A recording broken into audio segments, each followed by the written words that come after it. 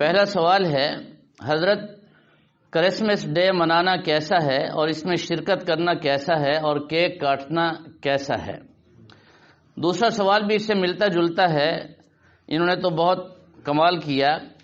یہ لکھتے ہیں من تشبہ بقوم فہو منہم، اگر کرسمس ڈے منانا صحیح نہیں ہے تو آپ کے بھائی جمال عبد الناصر نے شرکت کیوں کی اور کیک کیوں کاٹا؟ وضاحت کیجئے۔ المرء مع من احب، بڑا اہم سوال ہے، توجہ سے سن لیجئے۔ سوال کرنے والے نے اچھا نہیں کیا، کسی کو نامزد نہیں کرنا چاہیے، کسی کو بھی۔ شرعی حکم ہے، سب کے لیے یکساں ہے، اور میں ایسا نہیں کروں گا کہ کسی کی وجہ سے سوال کا جواب دیتے ہوئے خیانت کروں، ایسا نہیں ہوگا۔ جو شرعی حکم ہے وہ میں آپ حضرات کے سامنے عرض کروں گا۔ دین جمال عبد الناصر کے کام اور عمل کا نام نہیں ہے، یہ بات یاد رکھیں۔ دین وہ ہے جو رسول اکرم صلی اللہ علیہ وسلم نے ہمیں عطا فرمایا، صحابہ کرام نے ہمیں دیا، اس کو دین کہتے ہیں۔ میں اگر غلطی کروں تو وہ میری غلطی ہے۔ دین تو صاف ستھرا ہے، پاکیزہ ہے۔ بہرحال حدیث شریف جس طرح آپ نے لکھ دی من تشبہ بقوم فہو منہم، حکم یہ ہے کہ عیسائیوں کا ایک خاص تہوار ہے، قرآن و سنت کی روح سے یہ غلط ہے، اور جس بنیاد پر وہ یہ ڈے مناتے ہیں اس کی بھی کوئی حیثیت نہیں ہے، لیکن بہرحال وہ غیر مسلم ہیں۔ غیر مسلم اپنا ایک دن مناتے ہیں، اور یہاں اسلامی مملکت میں ان کو اقلیت ہونے کی بنا پر شریعت مطہرہ پورا تحفظ دیتی ہے، ان کی جان مال عزت آبرو کا پورا تحفظ ہے۔ یاد رکھیں غیر مسلم دو قسم کے ہیں، ایک غیر مسلم وہ ہیں جو اپنے آپ کو غیر مسلم کہتے ہیں، اپنے آپ کو مسلمان ہونے کا دعویٰ نہیں کرتے، ان کے احکامات الگ ہیں، اور ایک غیر مسلم وہ ہیں جو اپنے آپ کو مسلمانوں میں شامل کرنا چاہتے ہیں، جیسے مرزائی اور روافض۔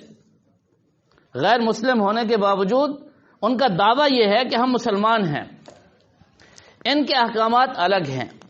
یہ جو مرزائی وغیرہ ہیں، ان کے لیے تو حکم یہ ہے کہ ان کے ساتھ تعلق رکھنا، ان کے ساتھ سلام کلام کرنا، لین دین کرنا، خرید و فروخت کرنا شرعاً ناجائز اور حرام ہے، کوئی گنجائش نہیں ہے کسی طریقے پر بھی۔ نمبر ایک۔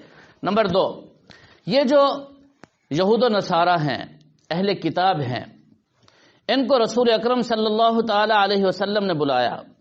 خود اللہ تعالی نے فرمایا قل تعالوا ندعو ابناءنا قل یا اہل الکتاب تعالوا الى کلمۃ سواء بیننا وبینکم الا نعبد الا اللہ، آ جاؤ ہم ایک کلمے پر جمع ہو جاتے ہیں۔ آپس میں گفتگو ہوئی۔ نبی پاک صلی اللہ تعالی علیہ وسلم یہودی بیمار ہوتا ہے، اس کے گھر تعزیت کے لیے جا رہے ہیں، حدیث میں واقعات موجود ہیں۔ رسول اکرم صلی اللہ تعالی علیہ وسلم نے یہود و نصارہ کے ساتھ تالیف قلب کے لیے بہت سارے ایسے کام کیے جس کی وجہ سے وہ قریب ہوئے، یہاں تک کہ حضرت عبداللہ ابن سلام اور کئی یہودی مسلمان ہوئے۔ اگر ان کو ہم اچھا سمجھتے ہیں، ان کو ہم مسلمان سمجھتے ہیں، یا ان کے کسی عمل کو ہم حجت سمجھتے ہیں اور دل میں محبت بسا کر ان کے پاس جاتے ہیں، تو میرے خیال میں کوئی مسلمان بھی ایسا نہیں ہوگا۔ صرف یہاں کی بات نہیں ہے، پورے ملک میں اس طرح کی فضا بنائی گئی۔ مقصد یہ ہے کہ ان کو تھوڑا سا احساس دلانا مقصود ہے کہ آپ کے دکھ سکھ میں ہم شریک ہیں۔ اور پھر میں کہتا ہوں کہ اگر مسلمان رسول اکرم صلی اللہ تعالی علیہ وسلم کی تعلیمات پر پورا عمل کرنے لگ جائیں تو پاکستان کیا دنیا میں کوئی یہودی، کوئی عیسائی، کوئی غیر مسلم ایک دن بھی غیر مسلم نہیں رہ سکتا، وہ مسلمان ہو جائے گا۔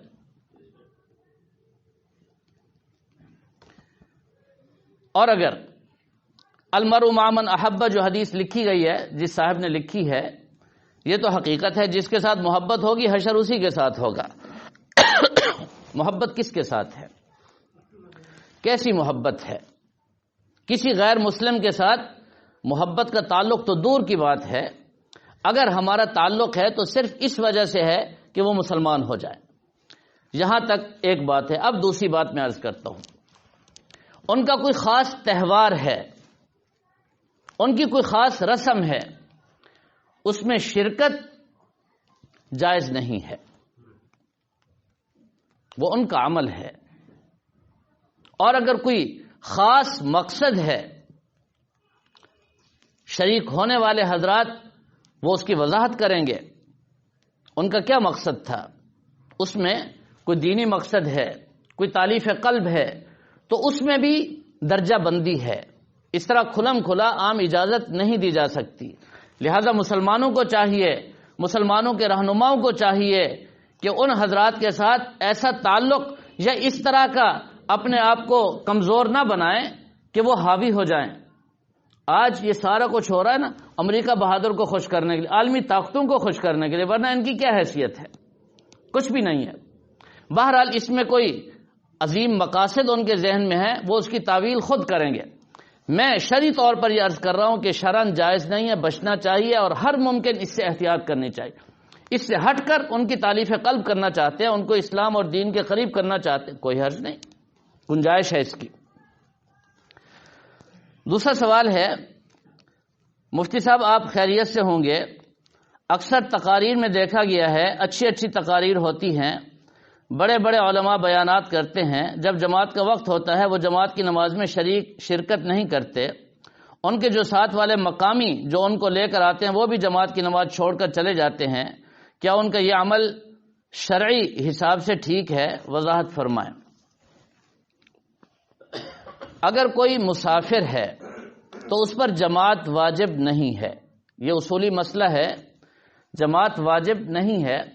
اگر کوئی مسافر چاہے وہ عالم ہے یا غیر عالم ہے، اگر اس کو جلدی ہے، اس نے جانا ہے، وہ نماز اپنی کہیں پر بھی ادا کر لے، قصر نماز ہوتی ہے مسافر پر 2 رکعت، وہ اپنی جماعت کرے، تنہا پڑھے، جس طرح بھی پڑھے، ہم اس کو تو کچھ بھی نہیں کہہ سکتے۔